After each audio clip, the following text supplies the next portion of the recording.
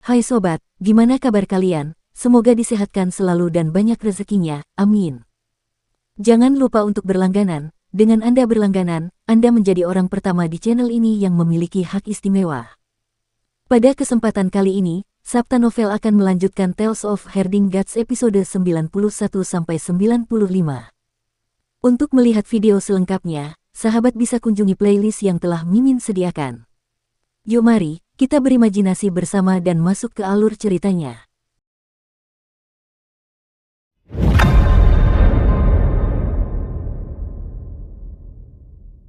Ini Fengdu, daerah terlarang untuk orang yang masih hidup. Mutan berkepala burung itu mengeluarkan suara seperti burung dan terdengar sangat aneh. Suaranya fasih seperti manusia, kau manusia hidup dan kau seharusnya tidak datang ke sini. Kepala desa memasang ekspresi serius sambil tersenyum, saya sudah di sini. Mutan berkepala burung itu berkata, jika kau ingin pergi, kau harus membayar harganya. Kepala desa bertanya dengan rasa ingin tahu, berapa harganya?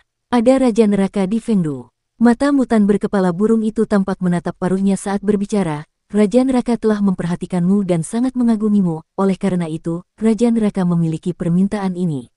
Jika kau menyetujui permintaan ini, kau bebas untuk pergi. Kepala desa sedikit berubah ekspresinya saat dia bertanya dengan sopan, apa permintaannya? Mutan berkepala burung itu menjawab, setelah kau mati, tempatmu di sini. Kepala desa bergumam pada dirinya sendiri dengan ragu-ragu dan tiba-tiba tersenyum, dunia orang mati yang hidup, dunia orang hidup yang mati. Jika aku mati dan masih bisa datang ke sini, mengapa aku tidak mau? Hidup di luar berarti mati di sini dan mati di luar berarti hidup di sini. Merupakan hal yang baik untuk dapat tinggal di sini setelah aku mati, aku setuju. Namun, bolehkah aku mengajukan beberapa pertanyaan? Mutasi berkepala burung itu mencondongkan kepalanya ke satu sisi dan menjawab, kamu boleh bertanya, tapi belum tentu aku akan menjawabnya. Kepala desa tersenyum tipis, apakah desa bebas itu kapal bulan? Tidak, kepala desa tercengang dan berteriak, jika bukan desa bebas, mengapa ia menarik Liontin Giok Muer? Mengapa Liontin Giok itu menunjuk ke sini? Dan juga mengapa kapal bulan muncul di sini? Mutan berkepala burung itu mengerutkan kening. Bola matanya sekali lagi menatap paruhnya. Jelas bahwa ia kesal pada kepala desa karena memiliki begitu banyak pertanyaan. Para penggembala bulan di atas kapal bulan semuanya telah mati, mereka punah. Kapal bulan dikirim ke sini oleh penjaga bulan terakhir. Ada orang mati yang tinggal di kapal itu. Kau bisa bertanya padanya. Dia mungkin punya jawabannya. Orang mati. Mungkinkah itu penjaga bulan? Kepala desa bingung. Mutasi berkepala burung itu mengangkat satu kaki dan mengacak-acak bulu di lehernya, mengambil seekor serangga emas untuk dimakannya, lalu berkata dengan tidak sabar, kamu punya terlalu banyak pertanyaan. Kepala desa bertanya, ada apa dengan dewa iblis yang menyerangku? Bukankah Fengdu adalah wilayah gerombolan iblis surgawi? Dia penghuni di sini. Tempat ini milik Raja Neraka dan bukan milik gerombolan iblis surgawi. Mutan berkepala burung itu menutup mata padanya dan menggunakan paruhnya untuk merapikan bulunya, kau akan tinggal di sini seperti dia di masa depan. Raja Neraka sangat mengagumimu. Kepala desa mengembuskan napas yang tidak jelas. Awalnya ia mengira itu adalah dunia iblis, tetapi tebakannya salah. Sepertinya dewa iblis yang ia jebak hanyalah orang penting di alam orang mati. Dia bertanya lagi, di mana Carefree Village? Mutan berkepala burung itu benar-benar kehilangan kesabaran padanya kali ini dan mengepakkan sayapnya, kau punya terlalu banyak pertanyaan dan aku benar-benar membencimu. Jangan lupa janjimu, saat kau mati, aku akan datang menjemputmu, jangan ikuti utusan kematian. Kepala desa mengantarnya pergi dan melihat kapal bulan. Kapal bulan yang sangat besar itu telah berdiri dan menarik bulan ke depan tanpa tujuan. Saya dibenci. Mungkinkah saya jadi lebih banyak bicara setelah bertambah tua? Kepala desa tidak tahu apakah harus tertawa atau menangis dan berjalan ke kapal bulan.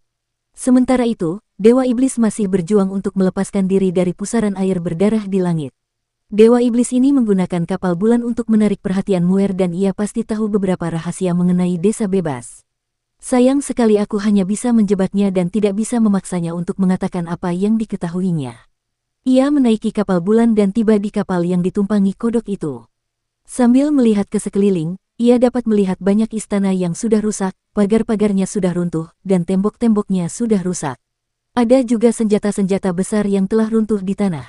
Banyak di antaranya yang berbentuk bulan purnama dan ada juga benda-benda seperti cermin. Istana-istana di sini sangat besar dan bukan tempat yang biasa ditinggali orang biasa. Dia melewati aula utama yang besar dan berhenti untuk memeriksa patung-patung di depan aula utama yang besar ini.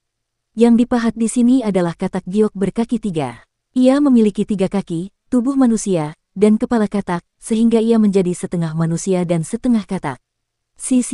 Suara tawa aneh terdengar dari aula dan kepala desa bisa mendengar suara menyeramkan itu menyanyikan lagu anak-anak, "Dayunglah perahumu," perlahan menyusuri sungai.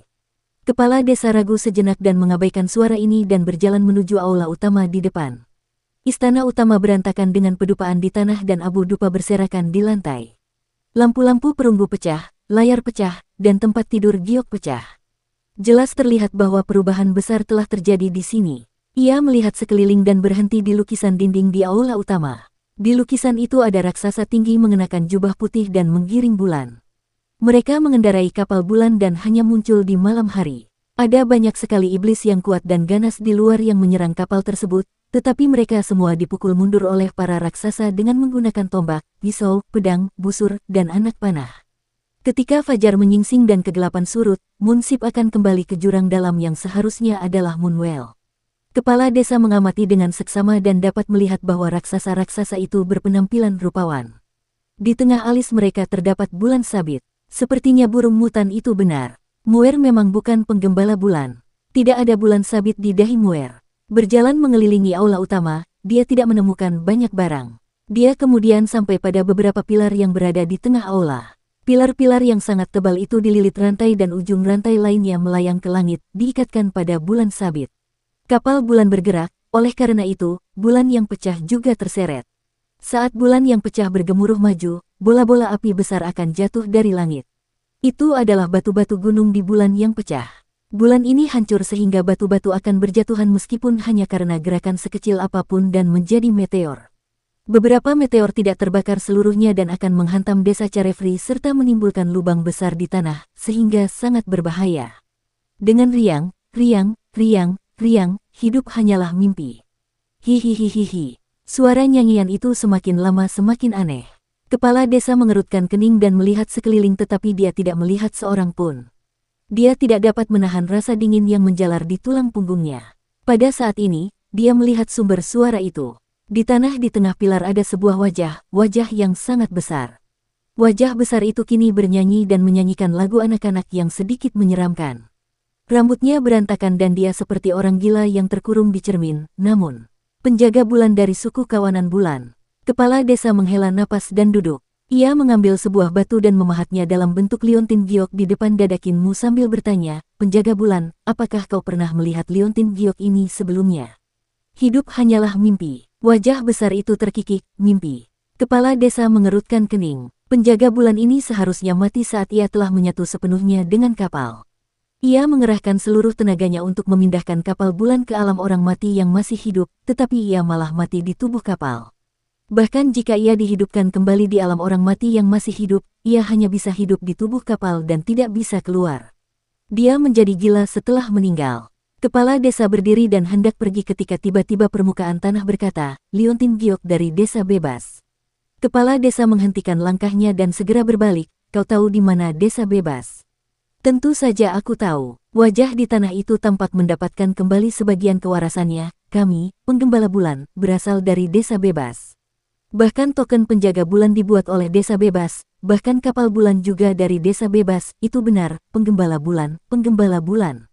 Dia tertawa terbahak-bahak sampai air mata membasahi wajahnya. "Mati, mereka semua mati. Mayat mereka bahkan tidak bisa disatukan lagi. Haha, mereka mati. Aku lari, aku takut, aku meninggalkan mereka, hihihi."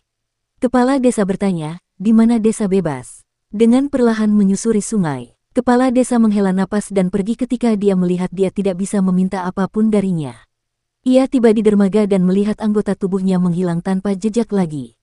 Ia mendesah dalam hati dan melihat koin emas di pilar kayu. Ia tersenyum, Muer masih orang yang bijaksana. Ia mengeluarkan koin emas yang memancarkan cahaya redup. Kepala desa melambaikan koin emas itu ke arah kabut tebal dan segera sebuah perahu kecil melayang dengan lentera di atasnya. Kepala desa mengapung di atas perahu dan berdiri tegak di haluan perahu yang mengapung di tengah kabut tebal. Ada banyak misteri yang belum terpecahkan di negeri misterius ini dan dia akan datang untuk menjelajahi negeri ini jika dia memiliki kesempatan di masa depan. Namun, itu seharusnya terjadi setelah kematiannya, bukan? Ling Jing memang hidup bebas dan santai, berkeliaran di mana-mana untuk menyaksikan semua hal yang luar biasa ini. Kurasa aku baru bisa terbebas dari beban ini setelah aku mati, kan?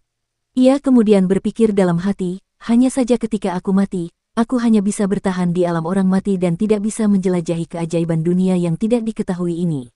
Perahu kecil itu berlayar ke pintu masuk lautan kabut dan kepala desa melihat Qin Mu berlari kencang dengan panik. Melihat bagaimana kitab suci iblis surgawi pendidikan agung telah berubah menjadi benang perak yang terus menusuk dan mengiris kerangka yang menerkamnya, kepala desa kemudian menghela napas lega. Melihat perahu kecil itu mengapung, Qin Mu juga menghela napas lega dan gembira.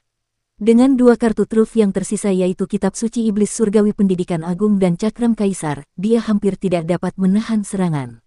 Pada saat itu, dunia aneh di belakang mereka tiba-tiba menjadi kabur dan tidak jelas, seperti suara kokok ayam jantan yang keras.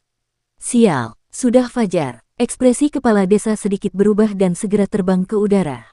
Meraih Qin Mu, dia dengan panik bergegas keluar. Saat mereka berdua bergegas keluar dari dunia yang luar biasa ini, kaki Qin Mu tenggelam saat ia melangkah ke permukaan sungai Surging River dan ombak menyapu kakinya. Mereka telah kembali ke Surging River. Berbalik untuk melihat, dunia tampak menjadi lukisan yang telah digambar oleh kabut. Dengan hembusan angin, lukisan itu langsung menghilang dan liontin giok itu juga kehilangan semua tanda aktivitas. Dengan menjauhnya kegelapan, dunia telah sepenuhnya lenyap dari Great Ruins seolah-olah tidak pernah ada. Seharusnya malam berikutnya pintu masuk ke dunia ini akan muncul, namun, tidak seorang pun tahu kemana pintu masuk itu akan melayang. Qin Mu mengulurkan telapak tangannya dan menyentuh udara dengan lembut. Dia tidak dapat menemukan jejak keberadaan dunia. Kepala desa ragu-ragu sejenak, tetapi dia tetap menceritakan kepada Qin Mu tentang pertemuannya di alam orang mati. Qin Mu menatapnya dengan mata terbelalak. Kepala desa benar-benar mengalami pertemuan seperti itu. Ada raja neraka di alam orang mati yang masih hidup, jadi itu seharusnya bukan dunia para iblis surgawi dan seharusnya menjadi sesuatu yang tertinggal sebelum kegelapan. Itu seharusnya menjadi bagian dari reruntuhan besar sebelum kegelapan turun. Kepala desa menganalisis, raja neraka di alam orang mati juga harus menjadi pendeta, seperti halnya pelindung matahari dan pelindung bulan. Namun, desa bebas cuaca tidak ada di sana dan aku tidak dapat mengetahui di mana tepatnya desa itu berada dari mutan berkepala burung. Liontin giokmu membawamu ke alam orang mati mungkin karena kapal bulan dan liontin giokmu berasal dari desa bebas cuaca. Dia mendesah, dunia reruntuhan besar terlalu besar. Setelah tinggal di sini begitu lama, aku tidak pernah menyangka akan ada begitu banyak lapisan dunia. Setidaknya ada 3 lapisan dunia di sini. Qin Mu menganggukkan kepalanya. Reruntuhan besar di siang hari, alam gelap di malam hari, serta alam orang mati yang hidup yang muncul di alam gelap.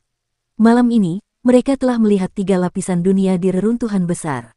Pertemuan luar biasa ini tidak perlu diketahui orang lain karena tidak banyak orang yang akan mempercayainya. Dalam perjalanan pulang, mereka melewati desa kecil tempat mereka bertemu dengan para pembawa pesan kematian. Qin Mu berhenti dan melihat ke arah desa yang bobrok dan dipenuhi sarang laba-laba. Jelas terlihat bahwa tidak ada seorang pun yang tinggal di sana selama beberapa waktu. Namun, tidak demikian halnya tadi malam. Tadi malam, ada seorang tetua membawa lentera dan membuat perahu kertas. Itulah hal-hal mistis dan aneh di Great Ruins yang tidak dapat dipahami siapapun. Apakah ada hubungan antara alam orang mati yang masih hidup dengan para pembawa pesan kematian? Tanya Qin Mu. Kepala desa menggelengkan kepalanya, aku juga tidak tahu. Namun, seperti yang kulihat, para pembawa pesan kematian tidak berasal dari alam orang mati yang masih hidup.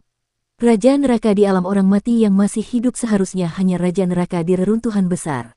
Sedangkan aku juga pernah bertemu dengan pembawa pesan kematian dan desa semacam itu di dunia luar. Mereka adalah dewa-dewa dunia bawah. Qin Mu menggaruk kepalanya. Alam baka, alam orang mati yang hidup, pembawa pesan kematian. Begitu rumitnya sampai kepalanya akan meledak jika dia mengingatnya. Desa bebas bahkan lebih misterius daripada dunia orang mati yang hidup ini. Kita tidak akan dapat menemukan tempat misterius ini dalam waktu dekat.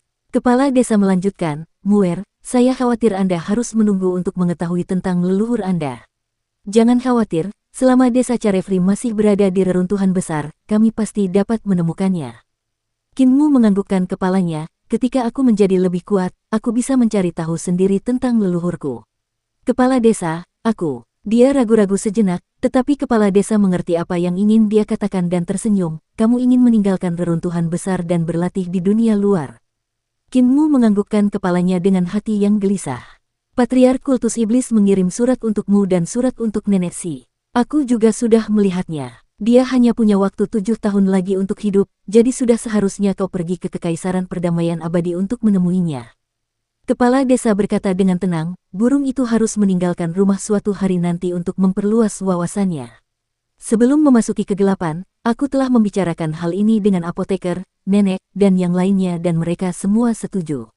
Mata Kinmu berbinar. Kepala desa melanjutkan, mereka mengatakan selama kamu lulus ujian mereka, kamu akan dapat meninggalkan desa untuk mendapatkan pengalaman.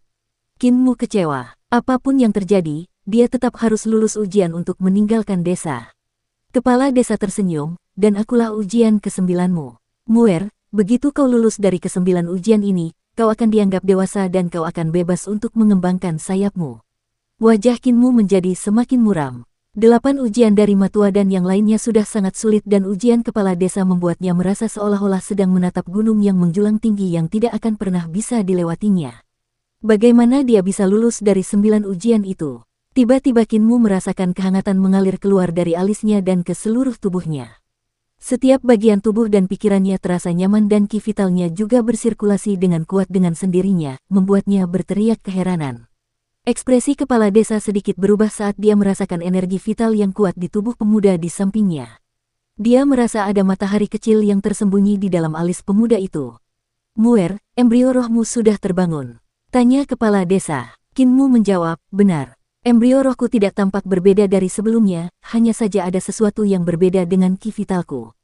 Mengenai tubuh penguasa yang telah ia buat, kepala desa juga tidak tahu apa-apa tentang hal itu, oleh karena itu, ia tidak dapat mengatakan apapun untuk membantu meskipun ia ingin. Ia hanya dapat menghiburnya, saya belum pernah melihat embrio roh terbangun 4 kali. Namun, jika itu hal yang baik, tidak perlu khawatir. Apakah perubahan dalam ki vital Anda merupakan hal yang baik? Kinmu menganggukkan kepalanya berulang kali dan kepala desa tersenyum, kalau begitu bagus. Desa lansia disabilitas. Kegelapan mulai surut dan matahari pagi pun terbit. Hari ini sudah memasuki bulan ketiga musim semi, tetapi udara pagi masih terasa dingin. Kinmu bangun pagi-pagi sekali dan mengambil seember air dari sumur desa untuk menyiramkan air itu ke tubuhnya yang setengah telanjang agar ia terbangun. Ki vitalnya meledak dalam ki vital burung vermilion dan menguapkan air di tubuhnya. Segera dia berenergi. Muer, tuangkan seember air juga padaku. Jagal menopang dirinya dengan tangannya. Kinmu mengambil seember air lagi dan menuangkannya ke kepala Jagal. Menyegarkan. Api mengelilingi tubuh Bacar dan mengubah seember air menjadi uap putih. Ia segera melambaikan tangannya dan membuat pisau pembantai babi mengalir ke tangannya. Ia mengambil pisau besarnya untuk segera mencukur jenggotnya saat uap masih ada. Matua mendorong pintu kamarnya hingga terbuka dan membuka 2 pintu di sampingnya. Ia meregangkan punggungnya yang malas dan semua tulang di tubuhnya retak. Seekor naga hijau melingkarinya dan dengan mengangkat tangannya, ia menyegel 5 elemen, 6 arah, 7 bintang, makhluk surgawi, harta karun ilahi kehidupan dan kematian miliknya dan hanya membiarkan harta karun ilahi embrio roh terbuka. Ia kemudian berteriak, si cacat terkutuk, apakah kau sudah bangun? Saya. Si lumpuh terlatih-tatih keluar sambil menyisir rambutnya dengan sisir kecil. Dia berpakaian rapi dan tampak seperti orang tua yang berbudi luhur sambil tersenyum. Hari ini adalah hari besar, oleh karena itu, aku harus bangun pagi-pagi. Apakah si Tuli sudah bangun? Ada keributan apa? Si Tuli sedang menggiling tinta dan melukis di ruang kerjanya. Dengan 2 telinga logam di lubang telinganya, dia bahkan tidak mengangkat kepalanya. Mute saat ini sedang menuangkan terak di tungkunya. Apoteker sedang memberi makan beberapa burung kecil yang bernapas api di ambang jendelanya dan seekor burung kecil kemudian terbang ke kamar kepala desa untuk mematuk jendelanya. Suara kepala desa terdengar dari dalam, aku tahu. Aku sudah bangun. Nenek Si sedang memasak di atas kompor dan mengukus nasi dalam ember kayu. Si cacat berlari untuk mengangkat tutup ember dan dipukul oleh Nenek Si menggunakan spatula. Sambil menatapnya, dia memarahi, apa terburu-buru? Sudahkah kamu mencuci tangan dan wajahmu? Gunakan pasta gigi untuk menggosok gigimu. Si cacat segera mengambil air untuk mencuci tangan dan wajahnya. Ia kemudian meminta pasta gigi kepada apoteker dan menggunakan sikat gigi kayu untuk menggosok giginya. Nenek Si memanggil Kinmu dan mereka berdua bergegas untuk menyajikan hidangan dan menyendok nasi. Matua menata meja dan kursi dan segera semua penduduk desa di desa lansia cacat duduk di depan meja.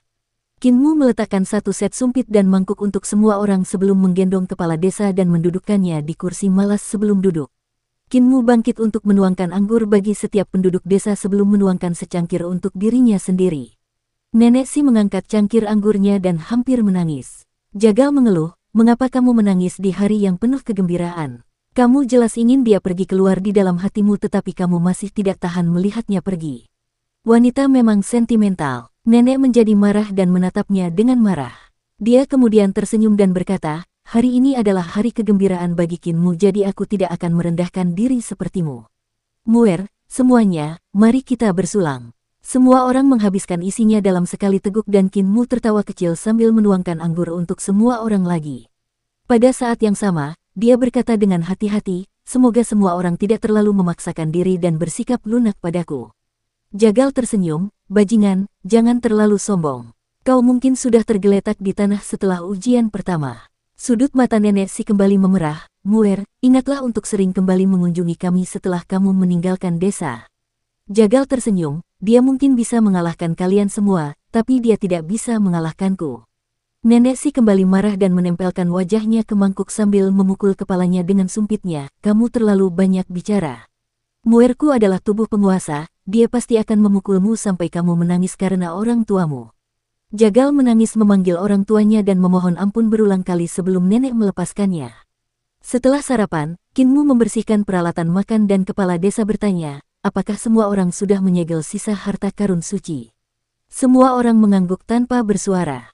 "Kalau begitu, mari kita mulai." Paultma melangkah keluar dan berkata dengan acuh tak acuh, "Muer, kamu telah mempelajari teknik tinjumu dariku, oleh karena itu, kamu pasti akan kalah jika kita bertanding dalam teknik tinju.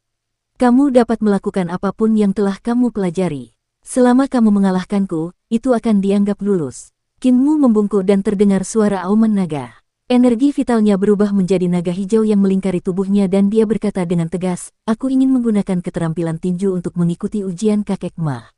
Matua tersenyum, ambisius. "Namun, dengan cara ini kamu mungkin tidak akan bisa lulus ujian pertama." Keduanya mengulurkan tangan dan Kinmu tiba-tiba melakukan gerakan pertama. Dengan semburan ki vitalnya, badai 9 naga dieksekusi dalam pukulan pertamanya. Ki vitalnya yang agung meledak dengan pukulannya dan tanda naga dapat terlihat samar-samar di udara. Demikian pula, Paultma juga menggunakan Tempest of the Nine Dragons untuk menghadapinya. "Apakah kau mencoba untuk bersaing dengan transformasi pasukan naga kita?" Ledakan. Ekspresi Matua berubah drastis. Seolah-olah raksasa seberat puluhan ton telah menabraknya, membuatnya terlempar mundur dan menabrak bengkel milik Mute. Hancurnya bengkel itu tidak menghentikannya untuk terlempar mundur. Di udara, dia tanpa sadar mengaktifkan harta karun ilahi 5 elemennya dan dengan suara dengung, kekuatan mengerikan dalam harta karun ilahi 5 elemennya meledak dan dia akhirnya berhenti. Namun, pada saat ini, kemeja di punggungnya meledak menjadi potongan-potongan yang tak terhitung jumlahnya dan secara samar berubah menjadi 49 naga hijau yang bergegas mundur saat mereka menimbulkan badai. Beberapa pohon poplar besar bergoyang keras karena badai dan daun-daunnya berserakan secara acak. Paultma memutar pinggangnya dan mendarat di tanah dengan ekspresi bingung. Si cacat saat itu sedang memakan kaki babi rebus dan memasukkan kaki babi itu ke dalam mulutnya karena terkejut, hanya menyisakan jari kakinya di luar.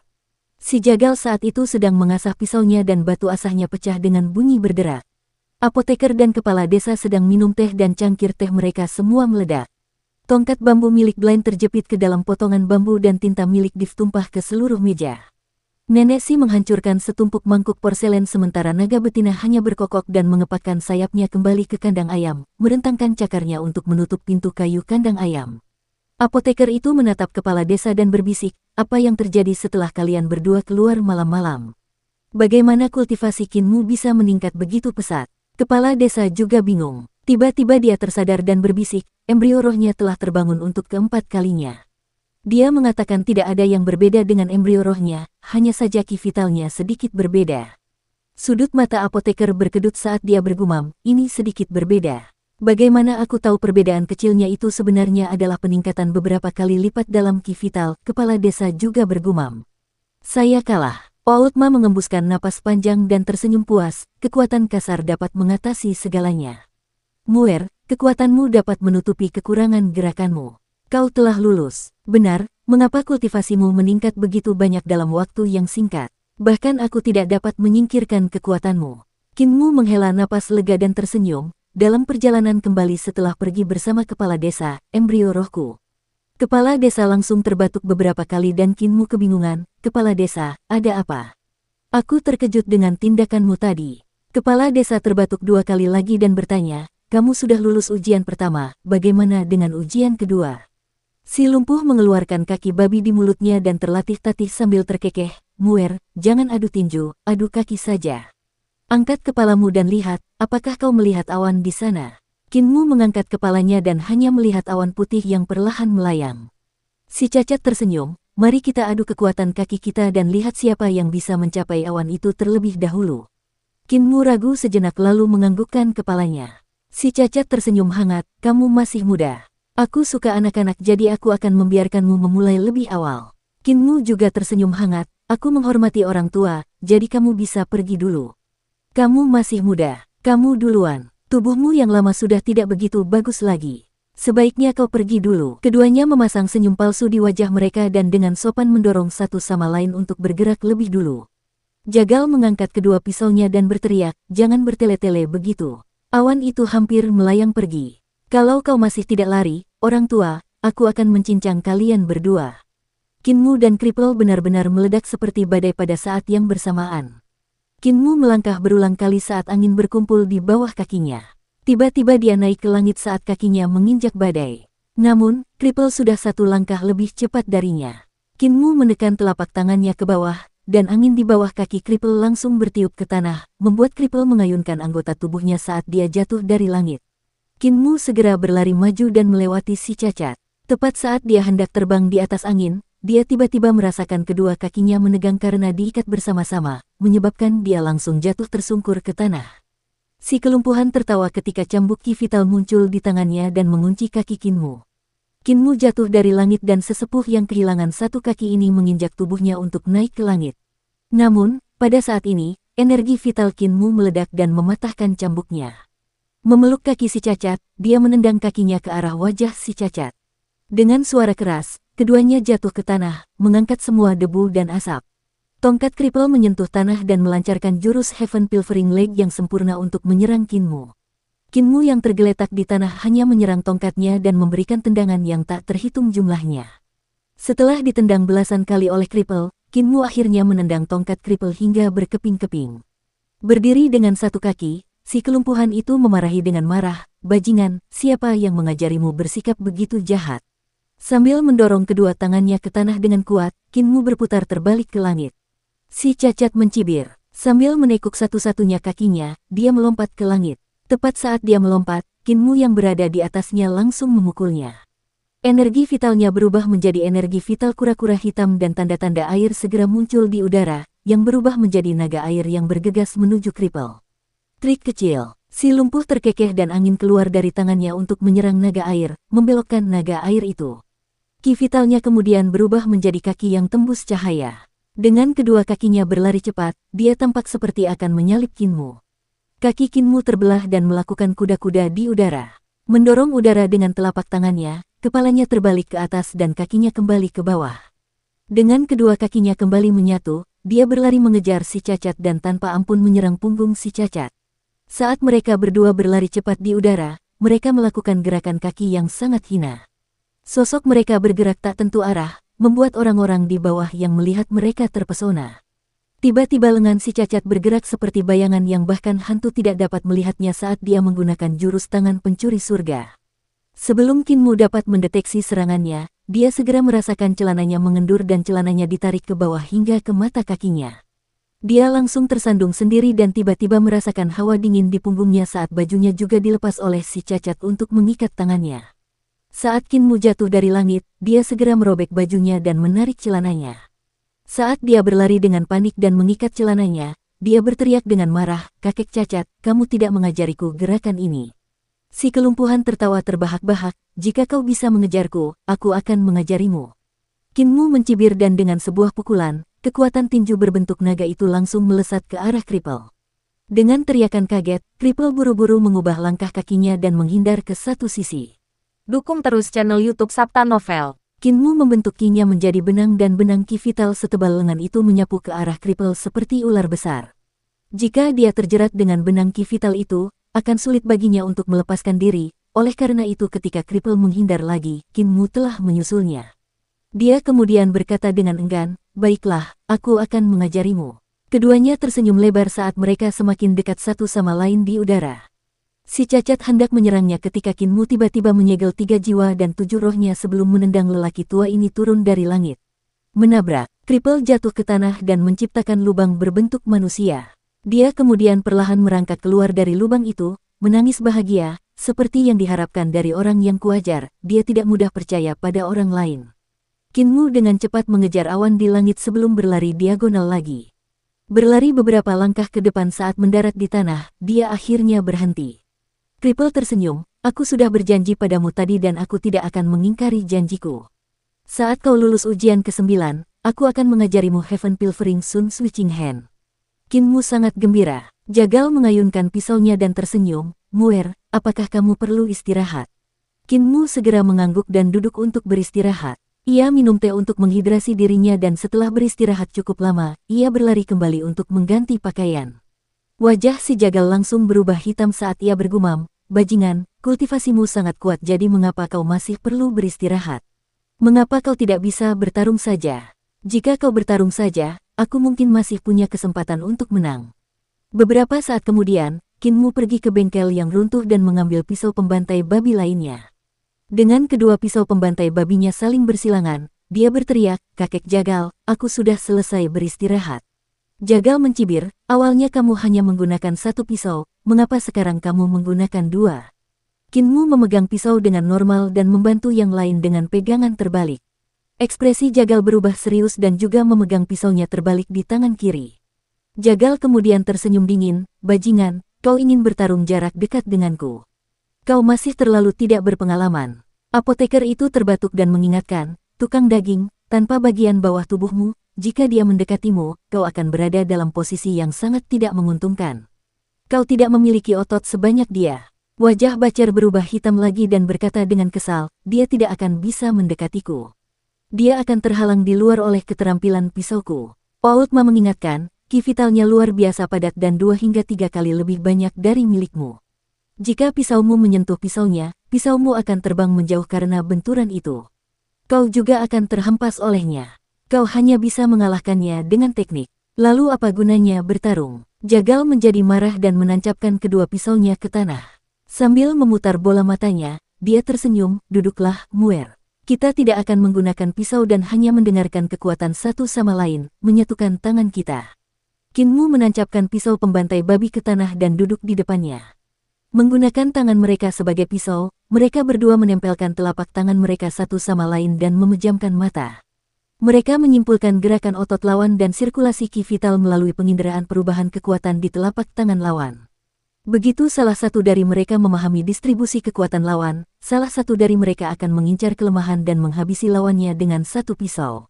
Ini adalah kunci untuk mengangkat pisau dari terlarang. Mengangkat pisau dari tempat terlarang, kendaraan dan kuda seperti guntur. Memasuki istana sendirian, keluar dengan kepala kaisar di tangannya. Makna dari puisi ini adalah ketika aku mengangkat pisau dan berjalan keluar dari istana terlarang kaisar, suara kuda dan kendaraan terdengar seperti gemuruh guntur di luar karena banyak pria dan kuda menghalangi jalanku. Itu karena aku telah membantai jalan masuk ke istana sendirian dan membawa kepala kaisar di tanganku. Keagungan dalam gerakan ini adalah sesuatu yang tidak akan pernah bisa dicapai oleh gerakan lain. Keganasan, penghinaan, dan ketidakpedulian terhadap segalanya. Namun, jurus ini adalah jurus yang paling khusus tekniknya di antara jurus-jurus pisau Jagal. Jurus ini membutuhkan kontrol ekstrim terhadap kekuatan diri sendiri dan pemahaman ekstrim terhadap kekuatan lawan juga. Ini adalah kreasi puncak di antara seni ilahi teknik pertempuran. Saat kedua telapak tangan saling bersentuhan, Kinmu langsung bisa merasakan gerakan otot, sirkulasi ki vital, dan distribusi kekuatan antara dirinya dan lawan. Dia langsung menyadari bahwa ki vital Bacer lebih rendah darinya dan dalam sepersekian detik ketika dia menggunakan tangannya sebagai pisau untuk menyerang, Bacer sudah merasakan perubahan kekuatannya dan telah menangkis terlebih dahulu sambil menggunakan tangannya yang lain untuk menebas kelemahan Kinmu. Bagaimanapun juga, Bacer masih memiliki teknik yang lebih baik. Tidak peduli apakah itu reaksi atau pengalaman, dia jauh melampaui Kinmu. Namun, saat Bacar menangkis pisau Kinmu, dia kemudian menyadari sesuatu yang salah dan terlempar mundur. Dia terlempar keluar dari desa dan jatuh ke dalam hutan oleh kekuatan pisau tangan Kinmu. Kinmu menunduk dan melihat baju yang baru saja ia pakai telah terbelah oleh pisau jagal. Ia pikir itu sudah sangat dekat. Kultivasinya terlalu kuat oleh karena itu meskipun keterampilan pisaunya tidak sebaik jagal, dia dapat mengalahkannya dengan kultivasinya. Saya kalah. Jagal melompat dari hutan dan mendarat di desa. Dengan kedua tangannya bertumpu di tanah, dia menembak tanpa ragu, aku kalah. Apoteker dan Tuli, kalian berdua tidak perlu bersaing. Kultivasi kalian jelas lebih rendah darinya. Si Tuli mencibir, siapa bilang aku akan bersaing dengan kekuatan sihir dan kultivasi kita untuk melihat siapa yang lebih baik dalam bertarung. Muer, aku sudah menggambar 2 naga. Suara desisan. Dengan gerakan tangannya, ia membuka gulungan lukisan-lukisan itu dan menggantungnya di tiang-tiang. 2 naga tinta yang tampak hidup dan jelas tampak di atas kertas dan tampak siap terbang ke langit kapan saja. Namun yang aneh adalah kedua naga itu tidak memiliki mata. Saya telah mengajarkan Anda jalan melukis dan kaligrafi selama bertahun-tahun dan jalan melukis dan kaligrafi tidak seperti metode perkelahian yang bodoh. Itu adalah hal yang dilakukan orang-orang cerdas dan membutuhkan pemahaman. Si Tuli meletakkan kuas dan berkata dengan sungguh-sungguh, aku telah menggambar kedua naga ini menggunakan seni ilahi dan selama mata mereka dicat, mereka akan dapat berubah menjadi naga dan terbang menjauh. Namun, dengan kultivasi alam embrio roh, mustahil untuk membuat titik pada mata dan menghidupkan naga itu. Namun, jika kultivasinya tidak cukup, itu harus bergantung pada teknik melukismu. Aku telah mengajarimu cara menganugerahkan jiwa ilahi dengan sebuah titik dengan menggunakan kepekaan bersama. Hari ini aku akan bersaing dengan kepekaan bersamamu dan melihat siapa di antara kita yang dapat membuat titik pada kedua naga ini menjadi hidup dan membiarkan naga itu terbang ke langit. Saat dia mengatakan itu, semua orang di desa berseru kagum. Kepala desa menganggukkan kepalanya dan tersenyum, Tuli sungguh luar biasa, sungguh cara yang elegan untuk bersaing. Memberikan jiwa yang suci dengan sebuah titik melalui kepekaan bersama, untuk menguasai hakikat dunia dan tidak lebih dari itu. Kinmu maju dan memberi hormat kepada si Tuli sebagai murid. Ekspresi si Tuli sedikit berubah dan langsung menghindar, kamu dan aku sedang berkompetisi, jadi tidak ada guru atau murid. Kamu dan aku sekarang adalah murid, jadi kita akan saling menyapa sebagai orang yang setara. Hanya setelah kompetisi ini aku bisa menjadi gurumu. Kinmu tahu dia selalu menangani hal-hal dengan aneh, oleh karena itu, dia segera memberi hormat kepada si Tuli sebagai yang setara dan si Tuli pun membalas hormatnya. Masing-masing dari mereka mengambil kuas dan berdiri di depan lukisan itu, memandanginya. Menggunakan kekuatan sihir sebagai seni ilahi dan menghiasi naga pada lukisan itu dengan titik-titiknya sudah merupakan pencapaian yang luar biasa. Akan tetapi, dengan kurangnya pengembangan kekuatan sihir, akan melibatkan alam semesta jika seseorang masih dapat memberikan pikiran kepada naga dalam lukisan itu dengan menghiasi mata dengan konsepsi artistik. Kinmu belajar melukis, kaligrafi, membaca dan menulis dari Tuli. Meskipun bisa dikatakan bahwa Tuli telah mengajarinya banyak hal dan Kinmu memiliki dasar yang cukup kuat dalam teknik melukis setelah melukis cukup banyak lukisan, itu masih pertama kalinya baginya untuk mencoba memberikan kehidupan pada sebuah lukisan. Satu titik kepekaan bersama untuk memberikan jiwa kepada manusia atau objek dalam lukisan adalah sesuatu yang pernah diajarkan Tuli kepadanya sebelumnya tetapi Kinmu tidak pernah berhasil. Pertandingan ini jauh lebih sulit daripada beberapa pertandingan sebelumnya. Kinmu memusatkan perhatiannya pada naga dalam lukisan yang ada di depannya. Naga ini terlalu nyata sehingga saat pandangannya tertuju padanya, dia benar-benar merasa seolah-olah naga dalam lukisan itu bergerak perlahan dan terus-menerus mengubah posenya. Teknik melukis Div memang luar biasa. Bahkan matanya belum digambar, dia sudah merasakan bahwa naga dalam lukisan itu akan terbang ke langit. Kinmu memegang kuas namun belum mulai melukis. Naga dalam lukisan itu berada tepat di depannya, jadi bagaimana ia harus memberi titik pada matanya. Dia merasa bahwa tidak peduli bagaimana dia menandainya, akan sulit baginya untuk menghidupkan naga ini. Tidak peduli di mana dia menandainya, hasilnya akan salah. Muer, robeklah lukisan si Tuli dan kau akan menang. Nenek si tak dapat menahan diri untuk bergumam kepada Kinmu dalam hati. Si Tuli memutar matanya ke arahnya, cara yang jahat dan tidak lazim. Aku yang mengajari Muer cara membaca kitab suci, oleh karena itu, dia orang yang bijak dan suci hatinya. Dia tidak akan melakukan tindakan jahat sepertimu. Nenek si menjadi marah. Kepala desa tersenyum, nenek, jangan ganggu pertarungan mereka. Ujian Tuli untuk pertandingan ini sangat cerdik. Nenek Si hanya bisa menahan amarahnya. Di mata Kinmu, hanya naga dalam lukisan itu yang tersisa. Desa itu tidak ada lagi di matanya dan hanya lukisan itu yang mengambang di depannya. Beberapa saat kemudian, lukisan itu juga menghilang dan yang tersisa hanyalah naga yang dilukis dengan tinta. Di matanya, naga ini terkadang berenang ke atas dan terkadang ke bawah, sementara di waktu lain ia juga berenang ke kiri dan ke kanan.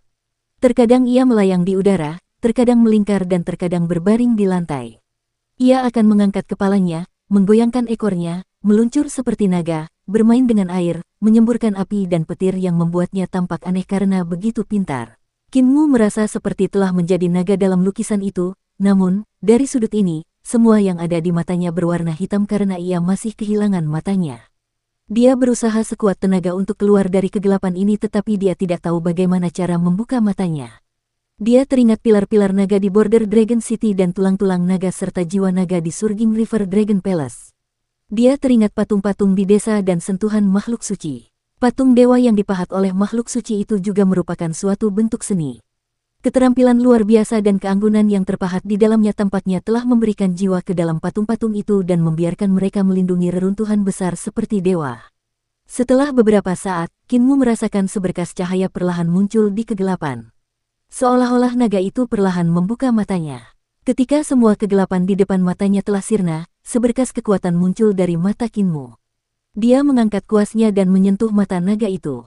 Memberikan jiwa keilahian sebuah titik dengan menggunakan kepekaan bersama. Dengan kuasnya, naga dalam lukisan itu langsung tampak hidup di atas kertas.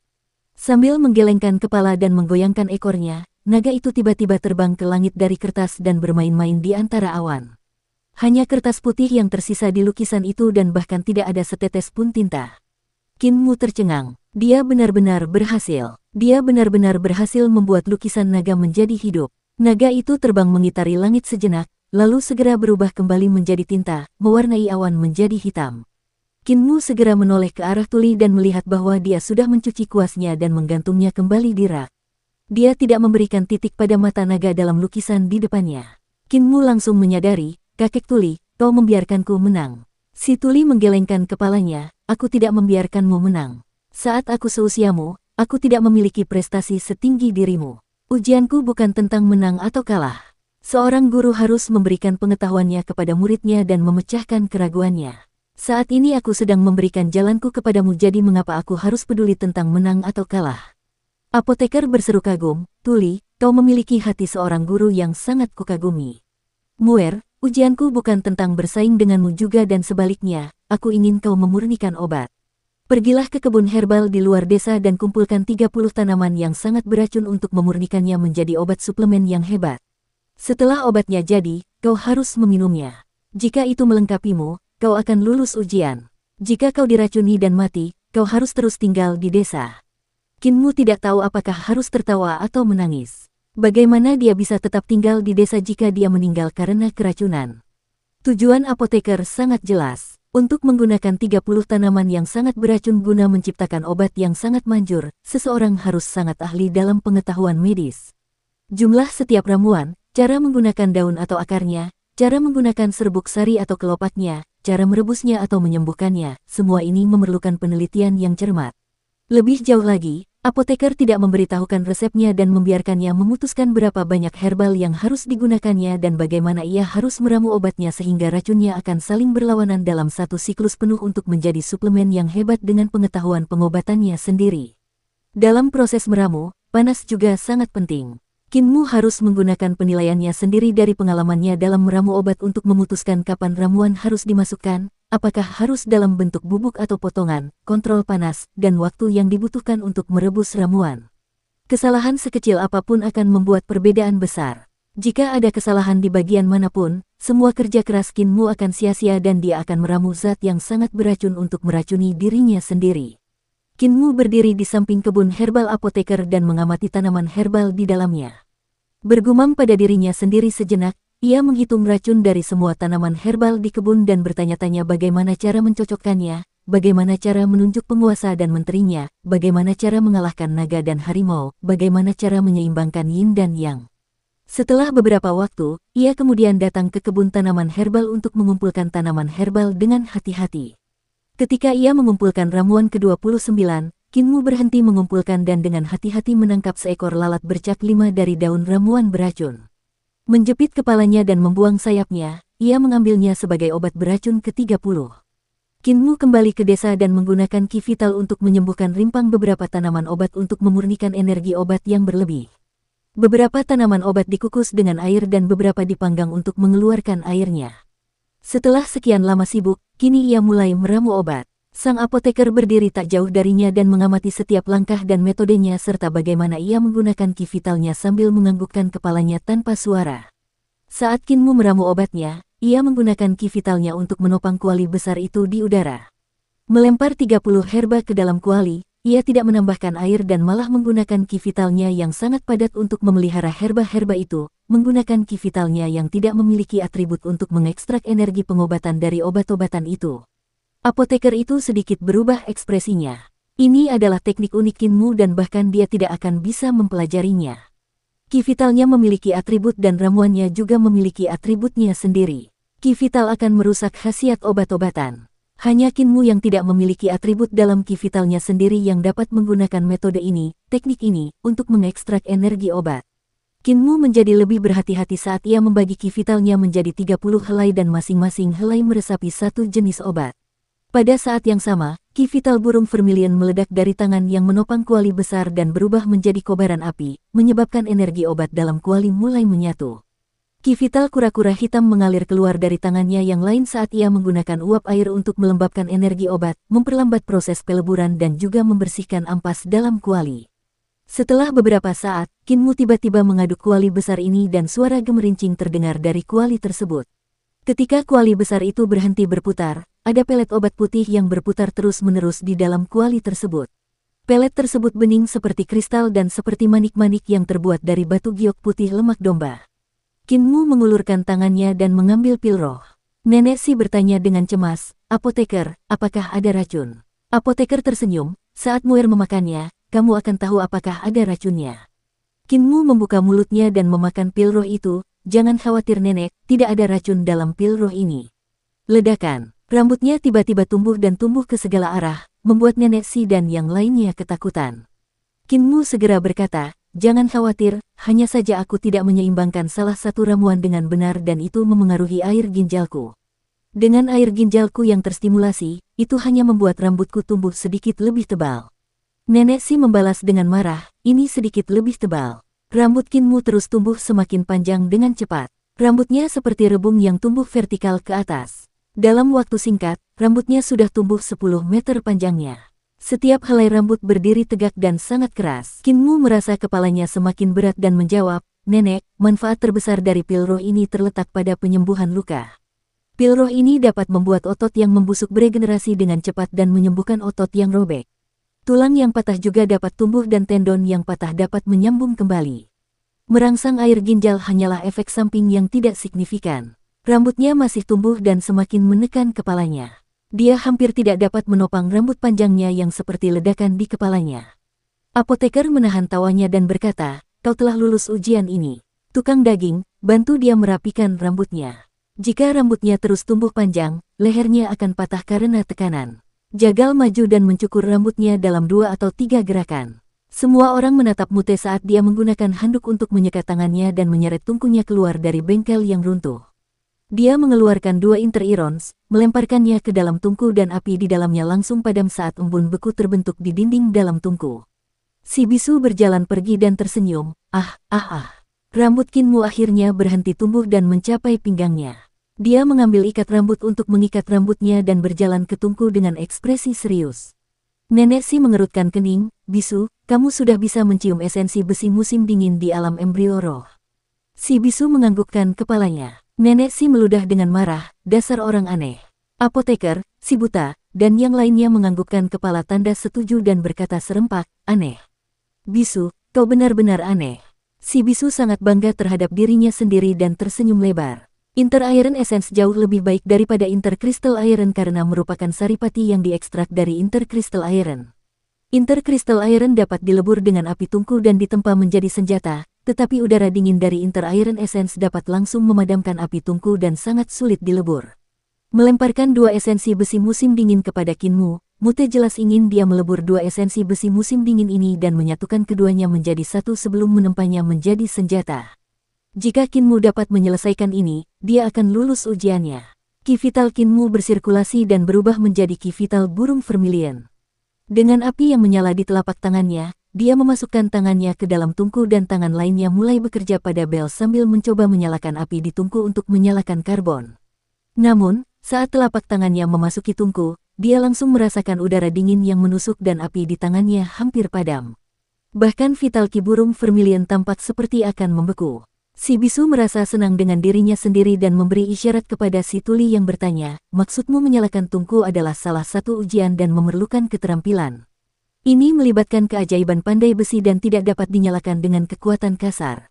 Mute tersenyum lebar ketika tiba-tiba mendengar suara, puff, saat api di dalam tungku menyala. Karbon-karbon itu dinyalakan secara paksa oleh vital ki vermilion bird milik Kinmu yang sangat kuat dan mengalahkan udara dingin dari Inter Iron Essences. Si tuli menatap bisu dengan simpati, tidak mampu menyalakan api dengan kekuatan kasar jelas berarti kultivasimu di alam embrio roh masih kurang. Yang dimiliki Muir adalah kekuatan kasar yang cukup, oleh karena itu, dia mampu menyalakan api tanpa keterampilan apapun. Si bisu memberi isyarat dengan marah dan si tuli tersenyum, dasar rubah licik. Api tungku dari karbon tidak cukup kuat untuk melebur esensi besi musim dingin, jadi ternyata kau masih punya trik lain. Kinmu menyalakan api tungku dan segera membangkitkan ki vitalnya untuk mendorong api tungku ke titik maksimal. Namun, esensi besi musim dingin tidak akan berbau atau bahkan berubah menjadi merah karena panas. Kinmu mengerutkan kening. Tiba-tiba kedua tangannya masuk ke tungku dan meraih dua esensi besi musim dingin dan menggunakan teknik 3 eliksir tubuh penguasa. Embrio rohnya juga mulai mengamuk dan ki vital di luar embrio roh itu seperti tungku api besar saat mendorong ki vital burung vermilion hingga batasnya. Esensi besi musim dingin di tangannya berangsur-angsur berubah menjadi merah membara dan tak lama kemudian, besi cair benar-benar mulai menetes ke bawah. Kinmu membiarkan besi cair menetes ke dalam pintu air dan dua potong esensi besi musim dingin mencair lebih cepat dan lebih cepat. Tidak lama kemudian, semua esensi besi musim dingin mencair dan besi cair pun larut bersama. Si tuli menatap si bisu yang tercengang, apa yang kau coba uji lagi? Mute kecewa. Niat awalnya adalah untuk menguji kemampuan pandai besi Kinmu. Untuk melebur Inter Iron Essence, seseorang harus menyalakan tungku terlebih dahulu, namun, panas dari tungku tidak mampu melebur Inter Iron Essence. Namun selama kultivasi seseorang cukup padat, ia masih dapat menggunakan Vermilion Bird Vital Ki untuk melunakkan Inter Iron Essence. Dalam bayangannya, Kinmu akan melunakkan kedua Inter Iron Essence ini dan memukulnya berulang kali dengan palu untuk menyatukannya sebelum menempanya menjadi senjata. Namun, dia tidak menyangka bahwa ki vital Kinmu sangat kuat dan dia langsung melelehkan kedua Inter Iron Essence dengan ki vitalnya. Tujuannya adalah untuk menguji kemampuannya, tetapi Kinmu berhasil melakukannya juga dengan menggunakan kekuatan kasarnya untuk mengalahkan keterampilan yang dibutuhkan. Lebih jauh lagi, itu bahkan lebih sederhana, membuat Mute tidak bisa berkata apa-apa. Suara dentingan logam yang beradu terdengar saat Kinmu mengayunkan palu besi besarnya, menyemburkan percikan api ke segala arah. Setiap pukulan mengandung ki vital yang kuat sementara ia menggunakan ki vital burung vermilion untuk melembutkannya dan ki vital kura-kura hitam untuk mendinginkannya saat ia meredamnya dengan memukul. Ia memukulnya berkali-kali hingga akhirnya terbentuklah pisau pembantai babi. Bisu memeriksanya dan menganggukkan kepalanya lemah. Kinmu telah lulus ujian ini. Setelah menempanya menjadi pisau, Kinmu menguji ketajamannya dan merasa sangat puas. Akhirnya dia berhasil menempa senjatanya sendiri. Blind tersenyum, Muir, jangan menguji pisaumu dulu, kamu belum lulus ujianku. Kali ini kita akan berlomba membaca puisi. Wajah Kinmu memucat saat dia bergumam, kakek buta, aku pasti tidak akan menang darimu. Si tuli mencabut kedua telinganya dengan bunyi, pop, yang berarti dia tidak akan mendengarkan. Nenek si dan yang lainnya juga memasang wajah jijik saat mereka berkata, si buta, ganti saja dengan yang lain. Blind menggaruk kepalanya, tetapi dia tidak bisa menolak semua orang, kalau begitu mari kita bersaing dalam keterampilan tombak. Untuk mengumpulkan ki sebagai tombak, membuang tongkat bambunya, kelima jarinya terbuka dan ki vital kura-kura hitamnya langsung berubah menjadi air mengalir dan tombak naga air muncul di tangannya. Energi vital Kinmu meledak dan tombak naga api muncul. Keduanya bergerak dan tombak besar di tangan mereka terus bergetar seperti naga beracun yang menunggu kesempatan untuk menerkam keluar dari jurang. Keduanya berputar mengelilingi satu sama lain terus-menerus, namun tombak naga air dan naga api tidak pernah bersentuhan satu sama lain. Kinmu membangkitkan mata langitnya dan tatapannya tertuju pada si buta untuk mencari kesalahan, tetapi dia tidak pernah menemukannya. Si buta mungkin buta, tetapi dia tidak menunjukkan kesalahan apapun. Tidak salah lagi, aku akan membuatnya. Setelah saling mengitari selama beberapa saat, Kinmu tiba-tiba menghentakkan kaki dan tanah amblas saat dia menginjaknya hingga membentuk lubang besar. Getaran di tanah membuat pijakan Blaine tidak stabil. Suara mendesing. Tombak naga api di tangannya menusuk, tetapi Blaine malah tersenyum. Tombak naga airnya dilepaskan kemudian, tetapi tiba lebih dulu saat ia menusuk ke arah Kinmu. Meskipun Kinmu telah menusuk lebih dulu, tombak Blaine lebih cepat daripada Kinmu saat menusuk ke arah dadanya. Kinmu tersenyum saat air memercik di dadanya saat pusaran air muncul dan menghalangi tombak Blaine. Tombak naga air di tangan Blaine langsung pecah dan dia terlempar mundur karena ledakan itu. Tombak panjang di tangan Kinmu meledak secara dramatis dan berubah menjadi naga api saat menusuk dada Blaine. Mendarat di tanah dengan jungkir balik, Blaine terhuyung dan segera membangkitkan harta karun suci yang telah disegelnya untuk mendapatkan kembali pijakannya. Dia berteriak dengan marah, "Kau curang, menggunakan dua jenis ki vital pada saat yang sama. Kau sudah kalah dalam hal keterampilan. Kau hanya mengandalkan ki vital tubuh penguasa untuk menggertakku." Kinmu bergumam, "Kakek buta, apakah kau ingin mengulanginya?" Kemarahan Blaine berubah menjadi kegembiraan saat dia berkata, "Bukankah tubuh penguasa dimaksudkan untuk menindas orang lain? Ini adalah kekuatanmu, oleh karena itu, kamu telah lulus ujianku." "Nenek, giliranmu." Nenek Si menatap Kinmu yang baru saja menang dengan tatapan rumit, "Muer, bagiku, kau sudah lulus ujianku. Saat kau bertarung melewati 360 ruangan, kau sudah lulus." Kinmu sedikit tertegun, "Nenek, anak mana yang tidak akan meninggalkan rumahnya suatu hari?" Nenek Si berbicara dengan suara pelan, "Ketika mereka dewasa, mereka semua harus pergi. Aku tidak bisa terus berada di sisimu selamanya. Orang-orang tua ini sudah membiarkanmu lulus ujian dan akan sangat egois jika aku tidak melakukannya." Dia membawa keranjangnya dan kembali ke kamarnya, lalu menutup pintu. Kinmu kehabisan kata-kata. Kepala desa terbatuk pelan untuk menyadarkannya dan berkata, "Muer, jika kamu lulus ujianku, kamu akan bisa meninggalkan desa lansia cacat, meninggalkan reruntuhan besar, dan pergi ke dunia luar untuk mencari pengalaman." Kinmu berbalik dan menjawab, "Kepala desa, tolong beri saya saran." Kepala desa tersenyum, "Apa yang kami, para kakek tua, ajarkan kepada kalian semua adalah kemampuan untuk bertahan hidup di dunia ini. Nenek tua mengajarkan kalian kekuatan dan harga diri. Tukang daging mengajarkan kalian keberanian dan keberanian. Tuli mengajarkan kalian seni dan keanggunan. Si cacat mengajarkan kalian untuk berlari demi hidup dan kelicikan kalian. Si buta mengajarkan kalian untuk melihat melalui kepalsuan dan melihat kebenaran.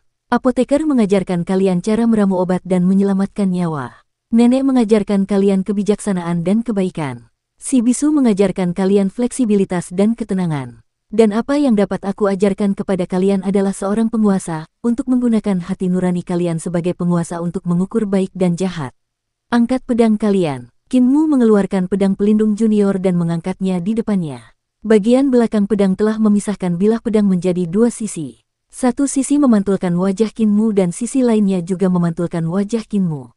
Ada 4 sisi pedang. Sisi yang menghadap Anda adalah hati Anda dan satu sisi baik dan sisi lainnya jahat. Kepala desa melanjutkan dengan tenang, "Pihak yang berhadapan dengan musuhmu adalah hati nurani musuhmu.